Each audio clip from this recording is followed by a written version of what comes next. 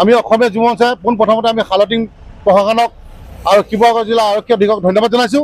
আৰু লগতে ক'ব বিচাৰিছোঁ যে উজনি অসমত ভয়াৱহ ৰূপত কিন্তু এই চুপাৰী চিণ্ডিকেট চলি আছে। এই আজি জ্বলন্ত হিচাপে এখন প্ৰমাণিত হ'ল। আৰু আমি ক'ব বিচাৰিছোঁ আৰু জানিবলৈ পাইছোঁ যে আজি প্ৰায় এমাহমানৰ আগত প্ৰায় 3খন গাড়ী এইফালেদি এজন জৈনক বৰুৱা পদী এজন কোনোবা চিণ্ডিকেটৰ লগত জড়িত এজন ব্যক্তিয়ে সেই গাড়ী 3খন এফালে পাৰ কৰিবলৈ আহিছিলে। কিন্তু সংবাদকৰ্মীয়ে হওক, সংগঠনেই হওক, প্ৰশাসনে হওক, তেওঁলোক আমাৰ সকলোৱে তৎপৰতাত কিন্তু সেইখন গাড়ী পাৰ কৰিব নোৱাৰিলে। কিন্তু আজি জানিবলৈ পোৱা মতে শেষ গাড়ী এখন গাড়ী এইখনে। গতিকে আমি এটাই আমাৰ প্ৰশাসনক অনুৰোধ জনাইছোঁ যে যেনেদৰে তেওঁলোকে ভাল কাম কৰি আছে। প্ৰায় আজি আমি দেখিবলৈ পাইছোঁ ড্ৰাগছ ধৰিছে, প্ৰায় 20 কোটিমান টকা ড্ৰাগছ ধৰিছে। হালদিঙতো তাৰ আগতে ড্ৰাগছ ধৰিছে, আজি আকৌ চুপাৰী ধৰিছে। এনেকুৱা ভাল কাম যিহেতু তেওঁলোকে কৰিছে, গতিকে তেখেতলোকে যাতে বন্ধা নহয়। এই চিণ্ডিকেটৰ লগত উজনি অসমত যোন এই চিণ্ডিকেটৰ লগত জড়িত হৈ আছে, যে এটা মানে এই তদন্ত হ'ব লাগে। এটা তদন্ত কৰি কোন জড়িত আছে অতি শীঘ্ৰে কৰায়ত্ব কৰিবৰ কাৰণে এতিয়া ধৰি লওক যি হিচাপে এতিয়া চিণ্ডিকেটটো চলি আছে, নিশ্চয় তাত জড়িত থাকিবই লাগিব। আৰু নহ'লে কেনেকৈ এনেকৈ গাড়ী আপোনাৰ পাৰ হ'ব।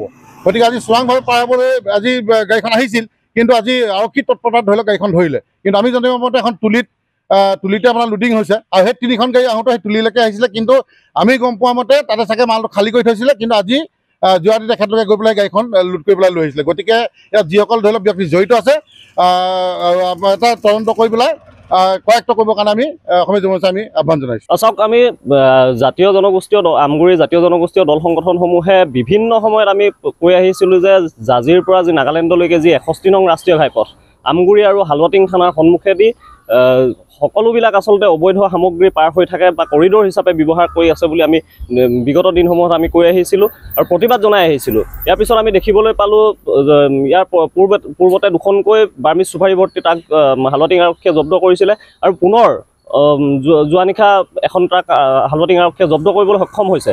আৰু আমি ইয়াৰ লগত আমি আৰক্ষী প্ৰশাসনক ধন্যবাদ জনাইছোঁ। আৰু এটা কথা ক'ব বিচাৰিছোঁ যে এখন গাড়ী আচলতে তেওঁলোকে ধৰি দায়িত্ব সামৰিলে নহ'ব।